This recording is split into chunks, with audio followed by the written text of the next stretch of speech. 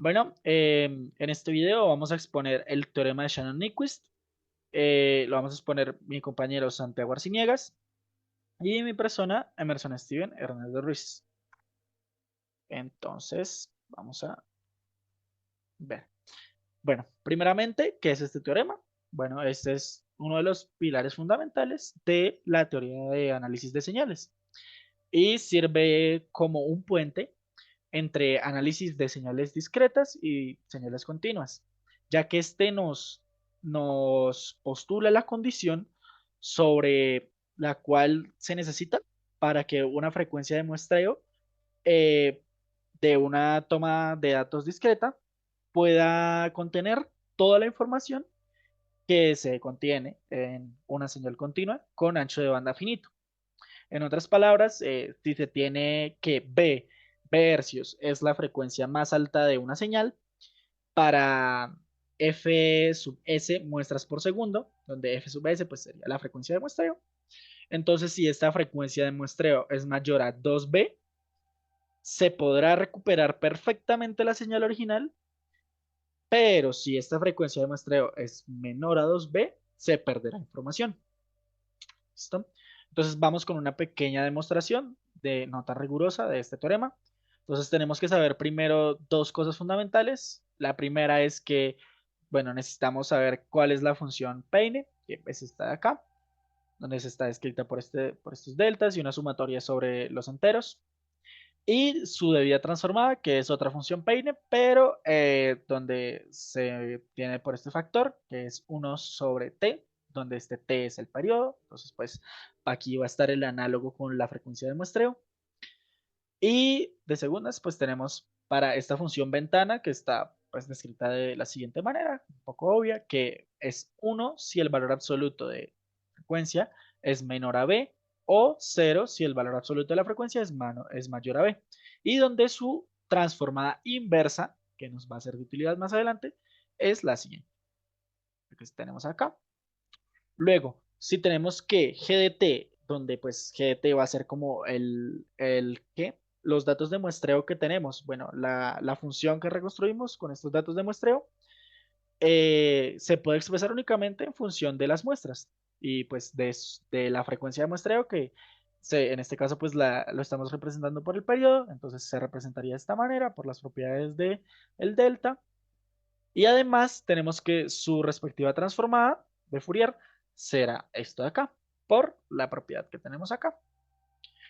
¿Listo? Entonces, posteriormente, si tenemos que la frecuencia de muestreo, que es lo mismo que 1 entre el periodo, es mayor que 2b, se podrá obtener de el espectro original correspondiente a la transformada a través del espectro de las muestras de la transformada de G. De manera que la transformada de f será igual a la función ventana que definimos acá arriba, donde pues de nuevo b será la frecuencia máxima y todo. Eh, y tendríamos pues que será con el producto de la transformada de g y por el periodo t. ¿Listo? Entonces, pues de igual manera se podrá obtener una fórmula explícita para f de t, para todo t en los reales, donde acá es donde estaríamos obteniendo toda la información que necesitaríamos, pues se obtendría para todo t, a pesar de que las muestras son discretas. Luego, aplicando, pues obviamente para obtener esta función, simplemente basta con aplicar la transformada inversa a esta transformada de acá. Y aplicando la transformada inversa de Fourier para esta función, tenemos lo siguiente. Sería lo mismo que aplicar la transformada inversa a esta parte de acá, al otro lado del igual. Y pues por propiedades de la transformada de Fourier, y bueno, de la transformada inversa, tenemos que esto, o sea, la transformada de este producto es en realidad la transformada de pues, t, porque esto es una constante, por la convolución de las transformadas de cada una. Entonces, por la transformada inversa de la función ventana y la transformada inversa de la transformada de g. Y pues el producto de convolución de estas dos. Entonces, simplemente obtenemos la transformada inversa de la función ventana, que es lo que tenemos acá arriba.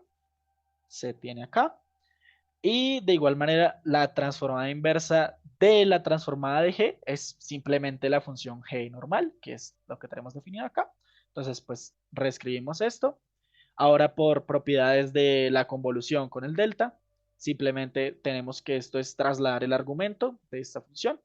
Entonces, se traslada el argumento por este factor y tenemos entonces esta expresión de acá, donde finalmente, si se ingresa que el periodo es 1 entre 2b, se tendrá una expresión final para f de t para todo t real, que será lo que conocemos como el teorema de Shannon-Nyquist, y es esta siguiente expresión, que es la sumatoria sobre todos los enteros de esta expresión de acá. Y pues esta sería una corta demostración, sin omitiendo muchos detalles, para el teorema de Shannon-Nyquist. Bueno, por otra parte, hemos dicho varias veces ya que se necesita que la frecuencia de muestreo sea mayor a 2b, donde pues este b es la frecuencia máxima que alcanza el este. Entonces, ¿esto por qué es? Bueno, cuando no se tiene esto, se produce un efecto llamado aliasing, donde este es un conocido efecto que se da en el procesamiento de señales y causa que las señales se vuelvan indistinguibles al ser muestradas. Esto puede suceder tanto para señales muestreadas temporalmente como espacialmente. Y básicamente este efecto lo que hace es que como la frecuencia de muestreo no es suficiente, las muestras se van a solapar entre ellas y las partes en las que se junten van a, ¿van a qué? Van a hacer que se pierda información. Pues estas partes que se juntan no van a dejarnos recuperar la información original. Bueno, en cuanto a la utilidad de este teorema en la física, tenemos que, Está bien. Este teorema tiene muchas aplicaciones en física. En primer lugar, el teorema de muestreo o teorema de Shannon-Nyquist permite la reconstrucción de señales continuas a partir de ciertas muestras. Es decir, se produce una digitalización de las señales. Gracias a este teorema se tienen pues, muchas aplicaciones en muchas áreas, en todas aquellas que necesiten trabajar con señales.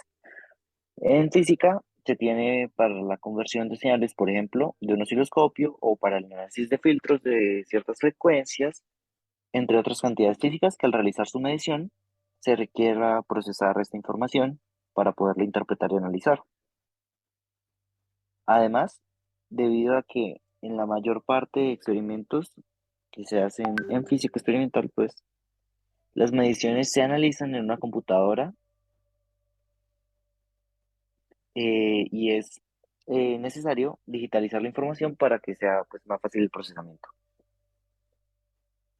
¿no?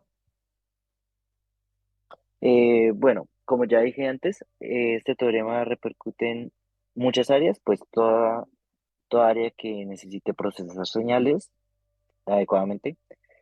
Y, por ejemplo, entonces en fotografía, si se hacen tomas con una densidad de píxeles muy baja, aparece a la S en dos dimensiones como un patrón de Moiré.